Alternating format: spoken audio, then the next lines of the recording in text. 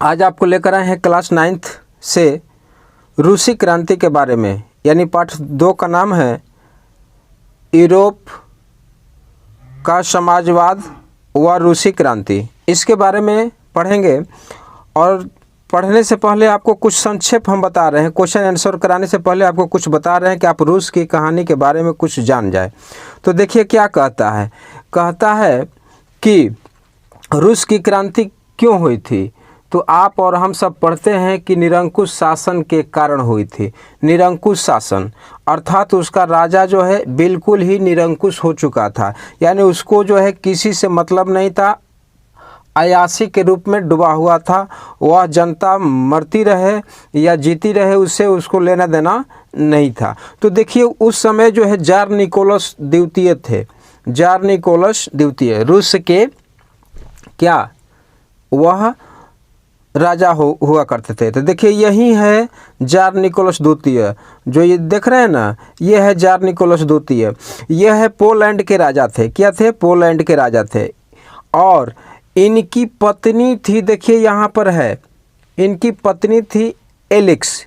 इसकी पत्नी क्या थी? एलेक्स। देखिए ऊपर लिखा हो ना, एलेक्जेंड्रा फेडोरोवना। एलेक्जेंड्रा फेडोरोवना, इसको एलेक्स महारानी के भी नाम से जाना जाता है। देखिए ये रूस की महारानी की पत्नी है, ठीक है।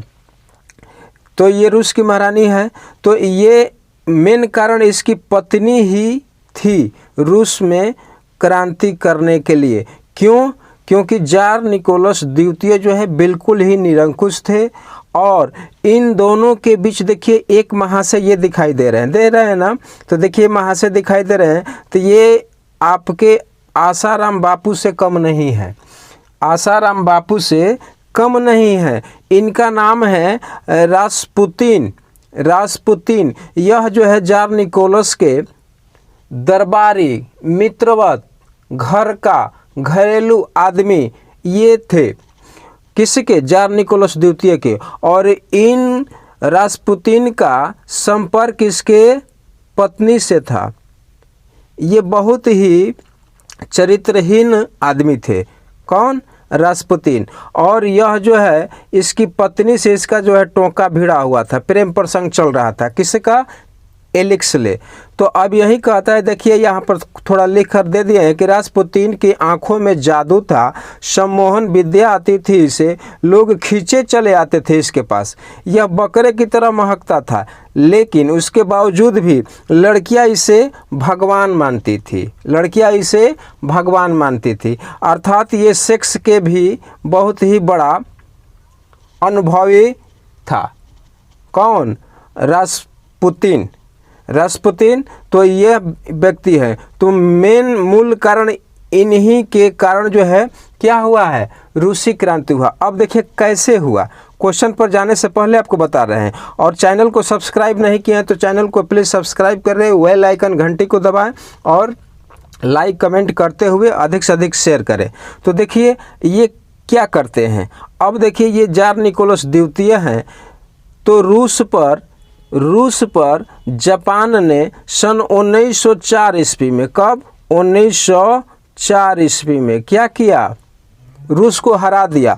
रूस को हरा दिया और जापान ने इस पर कब्जा कर लिया। तो उस समय जो है जार निकोलस द्वितीय के पास ये राजा महाराजा यही लोग रहते थे, ये और इनकी पत्नी। तो हराने के बाद इसकी दयनीय स्थिति जो है बहुत ही खराब हो गई थी। तो 1905 ईस्वी में रूस के मजदूर वर्ग, किसान वर्ग के हजारों की संख्या में वह जुलूस के साथ जो है इस जार निकोलस के पास जो है आ रहे थे। क्या करने? एक आवेदन पत्र देने के लिए। और आवेदन पत्र देने के लिए आ रहे थे। तो इस जार निकोलस द्वितीय ने उन सभी मजदूरों और किसानों पर जो है अंधाधुंध गोलियां बरसा दी। जब गोलियां बरसा दी तो उसमें से जो है हजारों लोग मर गए। हजारों की संख्या में लोग मर गए और हजारों की संख्या में जो है क्या हो गए? घायल हो गए। तो वह दिन था रविवार, क्या था? संडे था। तो उसी संडे के दिन यह खूनी क्रांति हुई थी, जिसे हम खूनी क्रांति कहते हैं। आपको हम पढ़ाएंगे क्वेश्चन में। इसी को कहते हैं रविवार क्रांति। इसमें मजदूर और किसान संघ को गोलियों से बौछार कर दी गई और उसी समय जो है मजदूर और किसान संघ को जो है सोवियत कहा गया, सोवियत कहा गया। और उसमें जो है कुलीन वर्ग और अधिकारहीन वर्ग, दो तरह के लोग रूस में रहा करते थे।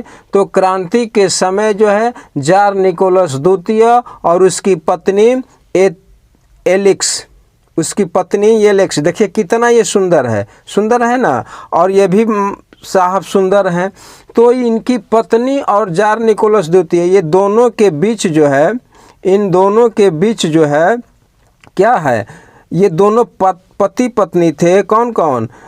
एलेक्स और जार निकोलस द्वितीय। तो ये जार निकोलस द्वितीय के दोनों के बीच में ये इसका दरबारी मित्रवत आदमी थे। कौन? रास्पुतिन। तो ये जो है इनको निरंकुश बना दिए थे। इसकी पत्नी को सम्मोहन विद्या में अपना क्या कर लिए थे? बस में कर लिए थे। और जो ये कहते थे रास्पुतिन, वही होता था रूस में। इसीलिए कहा जाता है कि जार निकोलस द्वितीय जो है निरंकुश शासक थे।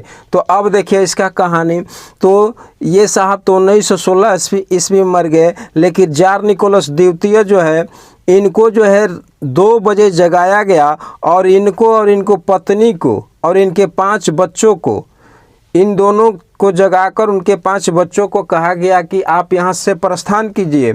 और उस समय अंतिम युद्ध में, रूसी क्रांति के अंतिम युद्ध में जो है लेनिन जो व्यक्ति था, बोल्शेविक पार्टी, बोल्शेविक दल का जो नेतृत्व कर रहा था, उसने क्या किया?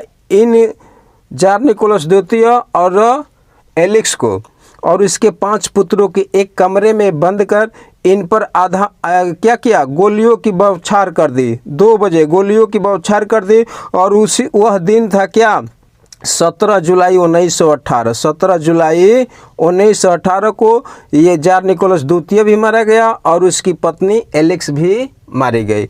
अब वहाँ से जो है लेनिन का राज शुरू हुआ और लेनिन महोदय ने अपना जो है शासन स्थापित किया और रूस को वहाँ से बचा कर लेकर चला। तो देखिए थीम में आपको दिए हैं व्लादिमीर पुतिन 2023 और लेनिन, दोनों दिए हैं ना। तो ये इसका कहानी बहुत रोचक है। अब देखिए चलते हैं आगे क्वेश्चन पर।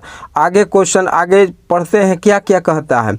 आगे देखिए क्या कहता है कि इतना हुआ था तो उसके बीच में जो है प्रथम विश्व युद्ध आ गया था। प्रथम विश्व युद्ध आ गया था ना। तो प्रथम विश्व युद्ध में जो है रूस चला गया और उसमें जो है रूस को और ही क्षति हुई और ही नुकसान हुआ। तो प्रथम विश्व युद्ध में जो है यह पूरी तरह से क्या हुआ? धराशायी हो गया। प्रथम विश्व युद्ध भी रूसी क्रांति का मूल कारण माना जाता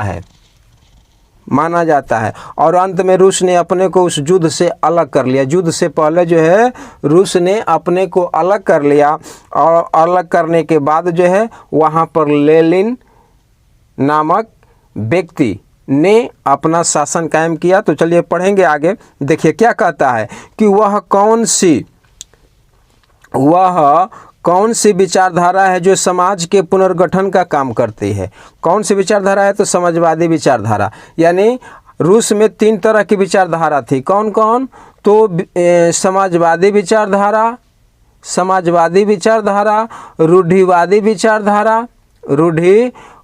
विचारधारा। तो इस तरह से आप इस तरह से पढ़ेंगे। इसमें 3 तरह की विचारधारा। एक था उदारवादी। तो मिलेंगे। तो देखिए उदारवादी किसे कहा जाता है? तो उदारवादी किसे कहते हैं? तो उदारवादी एक विचारधारा है जिसमें सभी धर्मों को बराबर का सम्मान और जगह मिले। वे व्यक्ति मात्र के अधिकारों की रक्षा के पक्षधर थे। यानी उदारवादी के लोग जो है वह उसका क्या था कि सभी धर्मों को बराबर सम्मान मिले और जगह मिले। वे व्यक्ति जो है अधिकारों की रक्षा के पक्षधर थे, यानी उसके पक्षधर थे। अगला क्वेश्चन क्या कहता है कि रूस में उदारवादी विचारधारा या समूह लोकतंत्रवादी नहीं था। क्यों? उदारवादी विचारधारा लोकतंत्रवादी नहीं था। क्यों? बिल्कुल नहीं था। देखिए क्या कि यह समूह लोकतंत्रवादी नहीं था। ये लोग सार्वभौमिक वयस्क मताधिकार यानी सभी वयस्क नागरिकों को वोट का अधिकार देने के पक्ष में नहीं थे। यानी जो वयस्क, जो 18 वर्ष लोग ऊपर के आदमी होते हैं, वो वयस्क होते हैं, तो उनको जो है वोट देने का अधिकार के पक्ष में नहीं थे। उनका मानना था कि वोट का अधिकार केवल संपत्तिधारियों को ही मिलना चाहिए, यानी जिसके पास जो है पूंजीपति है, पैसा है, वही वोट दे सकता है। तो ये किसका था? रूस में उदारवादी विचारधारा का। अब देखिए, तो ये देख लिए उदारवादी। अब देखिए समाजवादी विचारधारा। समाजवादी विचारधारा से आप क्या समझते हैं? समाजवादी विचारधारा यह विचारधारा है जो निजी संपत्ति रखने के विरोधी है। जो निजी संपत्ति रखने के विरोधी है, मतलब कि किसी के एक हाथ में संपत्ति निजी रूप से नहीं रह सकती है। ये समाज में सभी को न्याय और संतुलन पर आधारित विचारधारा है। तो ये समाजवादी यानी इन्हीं का विचार जो है सबसे उत्तम था। तो इसमें आते थे किसान और मजदूर, ये सभी लोग इसके अंतर्गत आते थे। किसके? समाजवादी विचारधारा के। रूढ़िवादी विचारधारा और उदारवादी विचारधारा, 3 तरह की विचारधारा देख लिए। अब चलते हैं अगला क्वेश्चन। समाजवादी निजी संपत्ति का विरोध क्यों करते थे? तो समाजवादी निजी संपत्ति का विरोध इसलिए करते थे क्योंकि निजी संपत्तियां सामंतवाद और समाज में असंतुलन को जन्म देते हैं। क्यों? क्योंकि एक व्यक्ति के पास पैसा रहेगा और वह सभी को अपना गुलाम बनाकर रखेगा, तो ये ठीक नहीं है। इसलिए कहता है कि समाजवादी निजी संपत्ति को विरोध किया करते थे। ठीक है, इस तरह से जो है धीरे धीरे क्रांति फैली, विरोध करते थे। अब कहता है कि रेडिकल समूह की क्या विचारधाराएं थी? वे ऐसी सरकार के पक्ष में थे जो देश की आबादी को बहुमत के समर्थन में आधारित हो। रेडिकल समूह था, उसकी विचारधारा थी। तो उसकी विचारधारा नीचे निम्नवत है, आपको आएगा क्वेश्चन तो लिख सकते हैं। तो पहला आपने देख लिया। दूसरा देखते हैं क्या कि इनमें से बहुत सारे लोग महिला मताधिकार आंदोलन के भी समर्थक थे। महिला मताधिकार आंदोलन के भी समर्थक थे। तीसरा क्या कहता है कि ये लोग बड़े जमींदारों और संपन्न उद्योगपतियों को प्राप्त किसी भी तरह के विशेषाधिकारों के खिलाफ थे। किसके? विशेषाधिकार के खिलाफ थे। वे किसी भी निजी संपत्तियों के विरोधी नहीं थे, लेकिन केवल चंद लोगों के पास संपत्ति के केंद्रण के खिलाफ थे। यानी वो केवल चंद आदमियों के, यानी कुछ ही आदमियों के पास पूंजी हो, उसके खिलाफ थे। अब देखिए रूढ़िवादी रूस के किस प्रकार के बदलाव चाहते थे? रूढ़िवादी तो किस प्रकार के बदलाव चाहते थे? 3 तरह के विचारधारा के व्यक्ति थे ना। तो रूढ़िवादी तबका रेडिकल और उदारवादी दोनों के खिलाफ थे। ये कौन? रूढ़िवादी विचारधारा किसके खिलाफ थे? तो रूढ़िवादी तबके के और रेडिकल और उदारवादी दोनों के खिलाफ थे। वे बदलाव की धीमी प्रक्रिया चाहते थे। तीसरा कारण क्या थे कि वह चाहते थे कि अतीत का सम्मान किया जाए, यानी पहले में जो है उसको सम्मान किया जाए, पूर्वज को या चाहे जो भी संपत्ति है उसको जो है सुरक्षा प्रदान किया जाए, अर्थात अतीत को पूरी तरह ठुकराया न जाए। लेकिन राजा जो है निरंकुश हो गया था और वह जो है अयासी में डूबा हुआ था, और उसका एक पादरी था जो साधु संत, उसकी बीबी को मोह लिया था। तो वह पूरा जो है क्या कर दिया था? शासन को निरंकुश बना दिया था। चलिए अगला क्वेश्चन क्या कहता है कि रूस में समाजवादियों की प्रमुख विचारधाराएं क्या थी? रूस में समाजवादियों की प्रमुख विचारधाराएं क्या थी?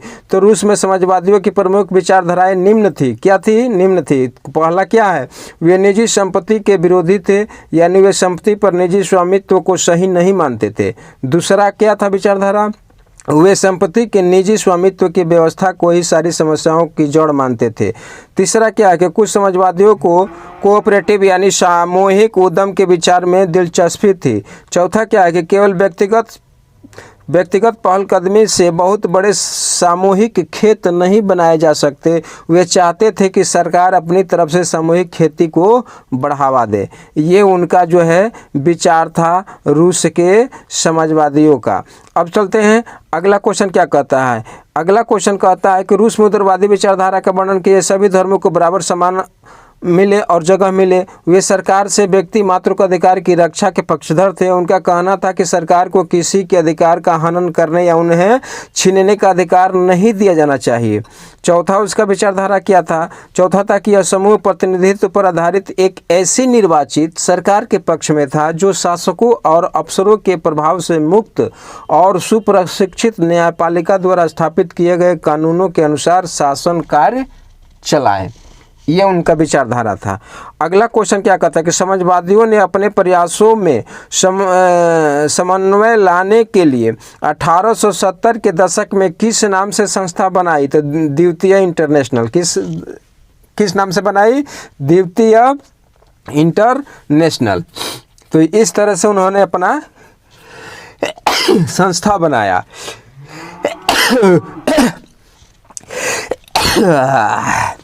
थोड़ा सर्दी हो गया है, से घबराने की ज़रूरत नहीं है।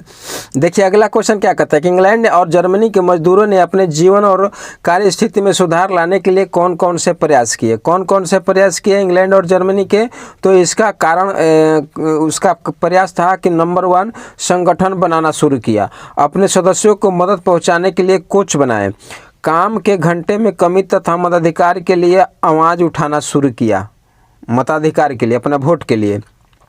अगला कहता है 1914 तक यूरोप में समाजवादी कहीं भी सरकार बनने में क्यों सफल नहीं हो पाए? कारण दीजिए। 1914 यानी प्रथम विश्व युद्ध तक कोई भी समाजवादी कहीं भी सरकार बनाने में सफल नहीं हो पाए। क्या कारण था? उसका कारण क्या था? तो कारण था कि संसदीय राजनीति में उनके प्रतिनिधि बड़ी संख्या में जीतते रहे। उन्होंने कानून बनवाने में भी अहम भूमिका निभाई, मगर 1914 तक यूरोप में समाजवादी कहीं भी सरकार बनाने में सफल इसलिए नहीं हो पाए क्योंकि सरकारों में रूढ़िवादी, उदारवादी और रेडिकल का ही दबदबा बना था। यानी ये 3 विचारधारा का जो है दबदबा जो है बहुत ही प्रबल था। किसका? रूढ़िवादी का, उदारवादी का और रेडिकल का। ये तीनों जो है विचारधारा उस पर हावी थी, इसलिए समाजवादी का विचारधारा का जो है शासन सरकार कभी भी नहीं बन पाई। देखिए अगला क्वेश्चन क्या कहता है कि रूसी क्रांति से किस क्रांति के जरिए रूस की सत्ता पर समाजवादियों ने कब्जा किया? किस? तो अक्टूबर क्रांति। 1 अक्टूबर क्रांति हुई, उसी क्रांति के अनुरूप जो है समाजवादियों ने यानी किसानों ने, मजदूरों ने यानी गरीब तबके के लोगों ने उस राज्य पर जो है साम्राज्य पर जो है कब्जा पाया। कौन क्रांति थी? तो अक्टूबर क्रांति। बहुत बीबीआई क्वेश्चन है। अब कहते हैं कि अक्टूबर क्रांति किसे कहते हैं? तो देखिए अक्टूबर कहते हैं फरवरी 1917 में राजशाही के पतन, यानी 1917 में राजशाही के पतन और 1917 के अक्टूबर के मिश्रित घटनाओं को अक्टूबर क्रांति कहा जाता है। यानी 1917 में जितने भी मिश्रित घटनाएं हुई वे सभी जो है क्या है? अक्टूबर क्रांति हुई। तो देखिए 1916 ईस्वी में जो है क्या हुआ? रास्पुतिन, उसका जो दरबारी पादरी कवि था वो मर गया। तो मर गया तो अब बचा क्या? दोनों मियाँ बीबी बच गए, जार निकोलस द्वितीय और महारानी एलिक्स ने। तो अब उस तरह से अब ये दोनों जो है आपस में मिलकर कार्य करने लगे और उसके बीच जो क्रांति हुई उसी क्रांति को कहते हैं अक्टूबर क्रांति। अब चलिए अगला देखते हैं क्या कहता है कि निरंकुश राजशाही किसे कहते हैं? देखिए क्या ना, निरंकुश राजशाही किसे कहते हैं? तो ऐसा शासन जहां राजा ही सर्वे सर्वा होता है और लोगों को कोई अधिकार प्राप्त नहीं होता है, निरंकुश राजशाही या निरंकुश शासन कहलाता है। यानी जो राजा कहेगा वही मान्य होगा, सर्वोपरि होगा और जनता की कोई भी बात सुनी नहीं जाएगी। तो वैसे शासन व्यवस्था को निरंकुश शासन व्यवस्था कहते हैं। अगला क्वेश्चन क्या कहता है? रूसी साम्राज्य के अधिकांश जनता का आजीविका का साधन क्या था? तो कृषि था। यानी 90%, जैसे जो है फ्रांस के लोग कृषि पर आधारित थे उसी तरह रूस में भी लोग अपने जीविका के लिए क्या थे? कृषि पर ही आधारित थे। तो कृषि आधारित थे तो पूरा कृषि भी चौपट हो गया था, पूरा नष्ट हो चुका था।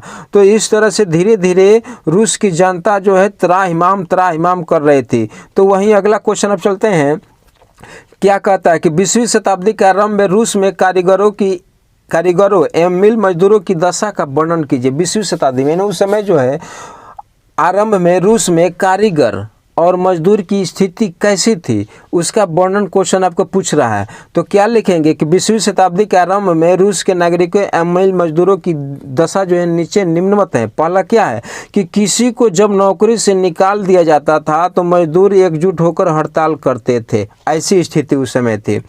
दूसरा क्या है कि काम की पाली के घंटे निश्चित हो, तो इस बात का ध्यान रखने के लिए सरकारी विभाग फैक्ट्रियों पर नज़र रखते थे, यानी मजदूरों का पूर्णतः शोषण हुआ करता था। नंबर 3 क्या था कि मजदूरों के रहने के लिए भी कमरों से लेकर डॉर्मिटरों की तरह की व्यवस्था थी। चौथा क्या है कि सामाजिक स्तर पर मजदूर बंटे हुए थे। सारे मजदूर जो है एक सामाजिक स्तर पर बंटे हुए थे। सामाजिक स्तर क्या था कि एक रूढ़िवादी था, एक उदारवादी था और एक समाजवादी था। इस तरह से भी 3 विचारधाराओं में बंटा हुआ था। तो चलिए इसके बाद देखते हैं अगला क्वेश्चन क्या कहता है। चौथा उसका कारण एक और देख लेते हैं। बेरोजगारी तथा आर्थिक संकट में एक दूसरे की मदद करने के लिए संगठन बना लिए थे। चलिए अगला क्वेश्चन क्या कहता है कि रूसी किसान यूरोप के अन्य किसानों से किस प्रकार भिन्न थे, वर्णन कीजिए। रूसी किसान यूरोप के अन्य किसानों से किस प्रकार भिन्न थे। तो इसका उत्तर है क्या कि यहाँ के किसान समय समय पर सारी जमीन को अपने कम्यून को सौंप देते थे, अपने मालिक को सौंप देते थे। फिर प्रत्येक परिवार की ज़रूरत के अनुसार हिसाब से किसानों की ज़मीन वह बांटता था। जैसे जार निकोलस द्वितीय था ना, तो उसको जो है समय समय पर किसान मजदूर जो है ज़मीन जो है ले पहुंचा देते थे, माने कागजात पहुंचा देते थे कि ये आपके है। फिर वह परिवार के देखते हुए उसके अनुसार जो है उस ज़मीन को दिया करता था, ऐसी व्यवस्था थी। दूसरा क्या कहता है कि जब फ्रांसीसी क्रांति के दौरान ब्रिटेन के किसान ने केवल नवाबों का सम्मान करते थे, बल्कि उन्हें बचाने के लिए उनकी लड़ाइयाँ भी लड़ते थे फ्रांस में। तो इस तरह से इनका जो है अंतर था। अगला क्या कहता है कि अंतर, इसके विपरीत रूसी किसान चाहते थे कि नवाबों की ज़मीन छीनकर किसानों के बीच बांट दी जाए। रूस के जनता जो है किसान जो है ये इच्छा रखते थे कि नवाबों से यानी अमीर लोगों से जो है ज़मीन छीनकर किसानों को बांट दी जाए, किसानों को दे दी जाए। लेकिन ऐसा होगा नहीं। लेकिन यह काम किया कौन? आकर लेनिन। देखिएगा अंत वीडियो में वो आएगा। अगला क्वेश्चन क्या करता है कि विश्व में लोकतंत्र स्थापित करने में किन्हीं 3 घटनाओं का नाम बताइए। विश्व में लोकतंत्र स्थापित करने में 3 घटना क्या है। तो पहला है इंग्लैंड की क्रांति, सन 1688 ईस्वी में हुई थी। 1688 ईस्वी में इंग्लैंड की क्रांति। और दूसरा क्या है, दूसरा कहता है किसी 1776 ईस्वी में अमेरिका की स्वतंत्रता की क्रांति और 1789 से फ्रांस की क्रांति। ये 3 क्रांति जो इंग्लैंड की क्रांति, अमेरिका की क्रांति और फ्रांस की क्रांति, जो फ्रांस की क्रांति का वीडियो आपको अपलोड कर दिए हैं, और अमेरिका की क्रांति और इंग्लैंड की क्रांति आपको दे देंगे, लेकिन रूस की क्रांति आपको दे रहे हैं। तो ये तीनों जो है विश्व को क्या किया था, स्वतंत्रता, समानता और बंधुत्व के 3 महान सिद्धांतों को नींव रखी, जो लोकतंत्र के 3 प्रमुख स्तंभ सिद्ध हुए, कार्य सिद्ध हुए। अब चलिए अगला क्वेश्चन क्या कहता है। अगला क्वेश्चन देखिए क्या कहता है कि खूनी रविवार से आप क्या समझते हैं। बताए थे ना खूनी रविवार से क्या समझते हैं। जब 1904 में जापान ने रूस पर क्या किया था, अपना आधिपत्य जमा लिया था। देखिए आगे पढ़ते हैं इसमें कि रूस में जार शासन में जनवरी 1905 ईस्वी के एक रविवार के दिन कुछ लोगों ने जुलूस निकालकर जार से मिलने एक याचिका देने की कोशिश किया, परंतु जार निकोलस के सैनिकों ने उन पर गोलियां बरसाई, जिसमें लगभग 1000 मजदूर मारे गए, यानी 1000 से अधिक मजदूर मारे गए और कई हजार घायल हुए। इसलिए इस हत्याकांड को खूनी रविवार के नाम से प्रसिद्ध हुआ, क्योंकि उस दिन था दिन रविवार। उस दिन क्या था, रविवार था, इसीलिए उसे खूनी रविवार क्रांति कहते हैं। क्वेश्चन आ जाता है कि खूनी क्रांति किसे कहते हैं, तो इसी को आप लिख दीजिएगा। अगला क्वेश्चन क्या कहता है कि सोवियत शब्द की व्याख्या अपने शब्दों में कीजिए। मजदूरों के प्रतिनिधियों के परिषद को, यानी सोवियत संघ रूस में है ना, तो सोवियत शब्द की व्याख्या करने के लिए आप चर्चा कीजिए। तो मजदूरों के प्रतिनिधियों को परिषदों को 1905 ईस्वी में, किसमें, 1905 ईस्वी में रूस क्रांति के बाद पहली बार सोवियत का नाम दिया गया। सोवियत शब्द रूस में मजदूरों और किसानों के संघों को कहा जाता है, यानी मजदूर और किसान मजदूर और किसान के संघ को 1905 ईस्वी में संघ बनाया गया, जिसको कहा जाता है सोवियत। किसको? यानी मजदूर और किसान को। चलिए अगला देखते हैं क्वेश्चन क्या कहता है। अगला क्वेश्चन कहता है कि लेनिन कौन था, उसकी 3 मांगे कौन कौन सी थी। अब आ गया, यही सबसे प्रमुख व्यक्ति है लेनिन। यह लेनिन जो है सबसे प्रमुख व्यक्ति है। यह क्या किया? रूस को मरने से बचा लिया, मरने से बचा लिया। जो क्या बोलते हैं, मार्क्सवादी दल का एक नेता था, एक व्यक्ति था जिसका नाम था लेनिन। वही मार्क्सवादी नेता भी उसे कहा जाता है। और बोल्शेविक क्रांति उसी समय हुई थी, तो उसी क्रांति को कहते हैं बोल्शेविक क्रांति भी, लेनिन क्रांति भी, मार्क्सवादी क्रांति भी, सब उसी का नाम है। तो उनकी 3 मांगे कौन कौन सी थी? किसका? लेनिन का। 3 मांग कौन कौन थी? तो बोल्शेविक रूस की एक राजनीतिक पार्टी थी जिसका नेता लेनिन था। उनकी 3 प्रमुख मांगे निम्नलिखित थी। किसकी? लेनिन की। कौन कौन? तो पहला देख लीजिए, युद्ध को तुरंत बंद कर दिया जाए, क्लोज कर दिया जाए। युद्ध जो हो रहा है उसको तुरंत बंद कर दिया जाए। तो उस समय जो है 1914 ईस्वी का प्रथम युद्ध चल रहा था। और प्रथम युद्ध चल रहा था तो उसमें जो है रूस जो है अपने सहयोगी दलों के साथ, सहयोगी देशों के साथ उस युद्ध में कूद पड़ा था। तो वहीं लेनिन कहा कि युद्ध को तुरंत जो है रोक दिया जाए, पहला मांग। दूसरा मांग क्या था? कि सारी जमीन किसान को सौंप देनी चाहिए।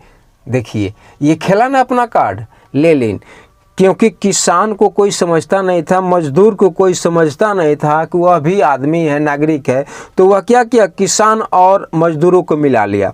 तो सारी ज़मीन किसानों को सौंप देने का मांग किया। तीसरा क्या किया? कि बैंकों का राष्ट्रीयकरण किया जाए, जितने भी बैंक हैं सबको जो है राष्ट्रीयकरण किया जाए। यह मांग रख दी किसने? लेनिन ने। अब देखिए अगला क्वेश्चन क्या पूछता है कि 1917 ईस्वी की क्रांति में लेनिन बोल्शेविक की भूमिका का वर्णन कीजिए। तो रूस की क्रांति को सफल बनाने में रूस के क्रांतिकारी आंदोलन के विकास में सबसे बड़ा योगदान लेनिन की थी, जो रूस के सबसे शक्तिशाली पार्टी बोल्शेविक पार्टी का नेता था। जार की सिंहासन त्यागने पर 15 मार्च 1917 ईस्वी को कायरेस्की के नेतृत्व में जो सरकार बनी वह भी देश के समस्याओं का हल न कर सकी। ऐसे में फिर हो सकता था कि रूस में जार का शासन पुनः लौट आता। ऐसे कठिन समय में यदि लेनिन ने देश की बागडोर न संभाली होती तो सारे किए किराए पर पानी फिर जाता। उनकी योगदान निम्नलिखित है। किसका? लेनिन का। तो देखा कि फिर उसके हाथ में चला जाएगा भैया, तो वह क्या किया? अपना जो है भूमिका निभाने लगा। तो पहला क्या है कि लेनिन के नेतृत्व में बोल्शेविक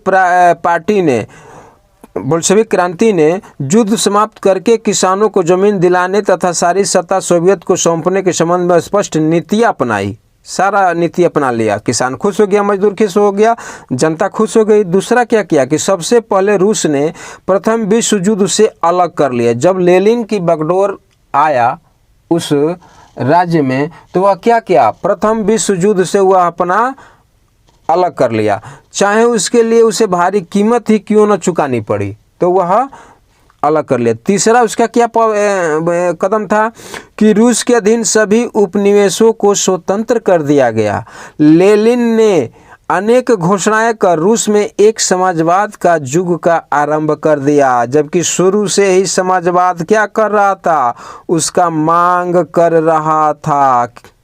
समाजवादी विचारधारा के लोग, किसान और मजदूर। तो उसको क्या कर दिया? रूस में एक समाजवाद का युग आरंभ कर दिया, युग आरंभ कर दिया। देखिए अगला देखिए, अब युग आरंभ कर दिया तो यही युग आरंभ हुआ कि अपने सैनिक को क्या कर लिया? युद्ध से अलग कर लिया। कहा कि आप स्थिर हो जाइए, युद्ध हमें नहीं लड़ना है। जो प्रथम विश्व युद्ध हो रहा था ना सन 1914 से 1918 ईस्वी में, तो इस तरह से लेनिन ने आकर क्या किया? युद्ध को, प्रथम विश्व युद्ध से अपने को अलग कर लिया और अलग कर करके एक अपना राज्य का अस्तित्व बचाकर चलना प्रारंभ किया। तो अब देखिए 1904 1904 से 1917 तक क्रांति हुई ना। तो वहीं हम आपको थीम दिए हैं ना, पुतिन 2023 व्लादिमीर पुतिन। तो पुतिन क्या कर रहे हैं? पुतिन जो है क्या कर रहे हैं? यूक्रेन युद्ध कर रहे हैं। यूक्रेन में कर रहे हैं ना, करीब 1 वर्ष हो गया यूक्रेन के साथ कर रहे हैं। तो अब जो है यही क्या है, यूरोपीय देश जो है उस रूढ़िवादी और उदारवादी नीति को अपनाकर क्या करना चाहते हैं? रूस को कमज़ोर करना चाह रही है यूरोपीय देशवासी। और यूरोप के जितने देश के लीडर हैं वह रूस को धीरे धीरे तोड़ रहे हैं। और कहीं व्लादिमीर पुतिन इसी तरह से निरंकुश यदि हो गए तो यह रूस के कारण जो है क्या होगा, तृतीय विश्व युद्ध चालू हो जाएगा। क्योंकि अभी आपने देखा कि व्लादिमीर पुतिन ने अपने गर्लफ्रेंड को कितना आलीशान महल बना कर दिए हैं ना। तो ये भी एक निशान है किसका? रूस के निरंकुश का। और ये रूस के निरंकुश का पूर्व में भी आप देख चुके हैं एलेक्स के नाम पर। तो वह भी अपने बीवी को इतना प्यार करते थे और व्लादिमीर पुतिन भी इस तरह से कार्यशैली में संलिप्त है। तो हो सकता है कि आने वाले दिन में कहीं तृतीय विश्व युद्ध की शुरुआत न हो जाए और जिसमें रूस की क्षति पहुँचे। तो ये जो है इसीलिए थीम हम आपको लगाए हैं। एक था वह लेनिन और एक है पुतिन। तो आज के डेट में पुतिन जो है क्या है, एक तरह से समझिए, हम आपको माने इसका बुराई नहीं कर रहे हैं, लेकिन पुतिन क्या है? तो पुतिन जो है पहले के जार निकोलस द्वितीय के अनुरूप जो है कार्य कर रहे हैं। लेकिन सोचना ये भी है कि पहले का रूस वह नहीं है जो आज का जो रूस है। तो आज शक्तिशाली रूस है और पहले जो है बिल्कुल कमज़ोर रूस था। तो इस तरह से इसको कमज़ोर आकलन करना भी गलत होगा। लेकिन सारी कहानी जो है धीरे धीरे क्या है, उससे संलिप्त हो रही है, उससे मिल रही है। तो यह पुतिन और जार निकोलस द्वितीय भी पत्नी के कारण जो है इस तरह से हुआ था। लेकिन इस युद्ध के बीच जो है व्लादिमीर पुतिन देखिएगा आप न्यूज़ पर कि क्या किया है, अपनी गर्लफ्रेंड का जो है बहुत आलीशान बंगला बनाकर उसको गिफ्ट में दिए हैं। तो ये भी हो सकता है इस तरह का। तो चलिए, वीडियो को लाइक नहीं किए हैं तो लाइक कर दें, चैनल को सब्सक्राइब नहीं किए हैं स्मार्ट साइंस बक्सर ऑफिशियल को तो सब्सक्राइब कर दें और बेल आइकन घंटी को दबाते हुए कमेंट करें और शेयर करें। मिलेंगे नेक्स्ट वीडियो में। जय हिंद, जय भारत, थैंक्स। तो देखिए, आपको थीम दिए थे ना, ये है व्लादिमीर पुतिन। ये 2023 के रूस के राष्ट्रपति हैं। लेकिन ये जो है 1917 के लेनिन महोदय। ये लेनिन महोदय जो है रूस को बचाया, रूस को वहाँ से सेवा करते करते आज रूस उस स्थान पर पहुँचा है। तो यह लेनिन का देन है। और व्लादिमीर पुतिन जो है उस पर क्या है, यूरोप देश में जो यूक्रेन है तो उसको क्या कर रहे हैं, 1 साल से युद्ध पर लड़ रहे हैं खुद। तो यूरोप में वही कहता है कि यूरोप में समाजवाद व रूसी क्रांति का महत्व क्या है, क्या कारण है। ये क्लास 9th का आपके पार्ट से जो है आपको क्वेश्चन आंसर दिए हैं। और मिलेंगे नेक्स्ट वीडियो में भी और अच्छे से अच्छे वीडियो लेकर आएंगे। चलिए, थैंक्स, जय, शुभ नवरात्रि।